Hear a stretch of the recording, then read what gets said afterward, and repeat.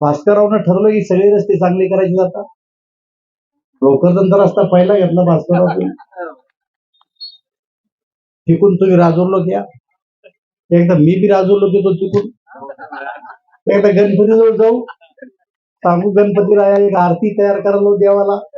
जय देव जय देव जय मंगल मूर्ती, मिटले सारे भांडण आता देव बाप्पा तेवढी एक आरती तयार करून जाते.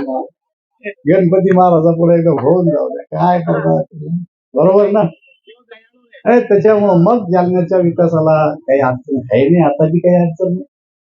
जालन्याच्या विकासाला केंद्रात आणि राज्यात सरकारकडे ज्या ज्या गोष्टी तुम्ही केंद्रात राज्यात आहे, मी बी राज्यात येतो, केंद्रात आहे. अजून एक देवाला प्रार्थना करा तुम्ही की भास्कररावचं काही या वर्षी भलं बुरं होऊन जाऊ दे बाबा. भलं पा ते म्हणण्याचा अर्थ आहे, पहिलं भलं नंतर बघू काय येतं. पण असं ठरलंय मी आणि भास्कररावनी एकनाथराव शिंदे साहेबांना जायचं आणि कसंही अरे अर्जुनराव भास्करराव मी आणि अर्जुनराव जायचं असं आहे. केंद्र मार्ग निधी अंतर्गत हे 15 कोटी रुपये आपल्याला या ठिकाणी मिळालेले आहे. बालाजी चौक ते राजूर चौफुली या रस्त्याची सुधारणा करणे, 10 मीटर रुंद असा रस्ता आहे, 2 किलोमीटरची लांबी आहे आणि अंदाजे 15 कोटी रुपयाचा निधी यामध्ये आहे. तर बंधू वगैरेनो, आजचा हा फक्त भूमिपूजनाचा सोहळा नाही, तर निश्चितपणे या विकासाच्या कामामध्ये किंवा शहराच्या विकासामध्ये एक नव्याने भर टाकणारी बाब आपल्या सर्वांसाठी या ठिकाणी होते. माननीय महापौरताईचा पायगुण चांगला आहे.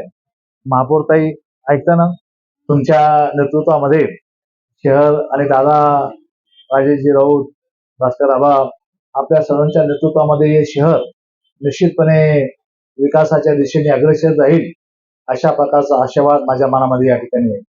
विधानसभा सदस्य म्हणून जेव्हा जेव्हा गरज तुम्हाला या ठिकाणी भासेल, जेव्हा जेव्हा तुम्हाला असं वाटेल की माननीय मुख्यमंत्री महोदय, माननीय उपमुख्यमंत्री महोदय, नेकर विकास मंत्री यांच्याकडे आपले काही प्रस्ताव थांबलेले आहेत, तर दादा तर खंबीरच आहे. दादा प्रश्न ते सर्व करून घेतील. तर जिथं गरज आमची भासेल निश्चितपणे त्या सर्व प्रसंगामध्ये आम्ही आपल्यासोबत ठामपणे या ठिकाणी उभा राहू. तर हा अनेक वर्षाच्या प्रतीक्षेमधला रस्ता होता, तो आज पूर्ण होत असताना दादाला आणि मला निश्चितपणे मनापासून या ठिकाणी आनंद होतो. खड्डे, धूळ, अपघाताचे केंद्र हा या संपूर्ण परिसरातल्या भागामध्ये होत होतं, परंतु मधल्या कालखंडामध्ये दादानी प्रचंड लक्ष या शहरामध्ये घातलं आणि शहरात नव्हे परंतु जिल्ह्यामध्ये माझं तर चॅलेंज आहे, कोणत्याही जिल्ह्यामध्ये एवढे रस्ते आले नसतील एवढे रस्ते माननीय रावसाहेब पाटील दानवे यांच्या कालखंडामध्ये आपल्या शहराला, जिल्ह्याला या ठिकाणी मिळालेले. त्यामुळं काही दिवसामध्ये रस्ते आता पुढे करायचे हा प्रश्न आमच्या समोर या ठिकाणी निश्चितपणे उभा राहील आणि आम्ही ही जोडगोळी सर्व आपल्यासह आम्ही आपण सर्व मिळून निश्चितपणे एक चांगलं काम या शहरामध्ये उभा करण्याचा प्रयत्न आपण या ठिकाणी करतो. दादा, तुम्हाला अवगत असेल की या विधानसभा सदस्य झाल्यानंतर आपण या ठिकाणी एक नवीन फिल्टर बेट आपण बांधायला घेतला. 100 कोटी रुपये आपण या ठिकाणी सोलरसाठी आणले. भविष्य काळात सुद्धा तुमची गरज आम्हाला या ठिकाणी केंद्रामध्ये लाभणार आहे. आम्ही तर निश्चितपणे काही प्रस्ताव तयार करतो दादा, आपण आम्हाला वेळ द्या, आम्ही तुम्हाला ते दाखवतो. तुम्हाला पसंत पडले तर तुम्ही सोबत चला आणि आपण ते प्रस्ताव मान्य करून घेण्याच्या संदर्भामध्ये निश्चितपणे केंद्राकडून ते प्रस्ताव आपण मान्य करून घेऊ.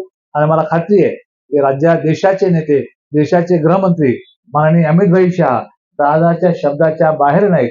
दादाचा शब्द ते प्रमाण मानतात, दादाच्या शब्दाला ते निश्चितपणे वजन देतात आणि त्या माध्यमातून आपल्याला ते कामं या ठिकाणी करून घेता येणे शक्य आहे. आज राजू परदेशी मला असं वाटतं कुठं बसतात, माग आहे का? सर्वात दादा हा खुश असणार आहे, म्हणजे हा गेलं की मला अडवायचा, गेले की मला अडवायचा की हा भाऊ हा रस्ता काही करून हा रस्ता करा. आज सर्वात जास्त खुश आमचा राजू भास्कर आबा तुमच्या परिसरामध्ये. आबा, आम्ही भेदभाव करत नाही, तुम्ही लक्षात घ्या. पहिलं काम तुमच्या वाड्यात आणलं आणि कारण की आता आपण एकच आहे. आता काही जरी झालं तर कोणतीही ताकद आता आपल्याला वेगळं करू शकणार नाही. कोणतीही ताकद कोणा ताकद नाही आता वेगळं करण्याची. त्यामुळं कधी कधी राजकारणामध्ये मतभेद होत असतात, ठीक आहे, तो एक भूतकाळ आहे.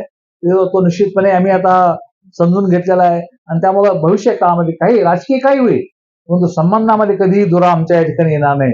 आता मतभेद संपलेले आहेत आणि त्यामुळं निश्चितपणे येणारा काळ दादा हा तुमचा आणि आमचा निश्चितपणे या ठिकाणी जाईल.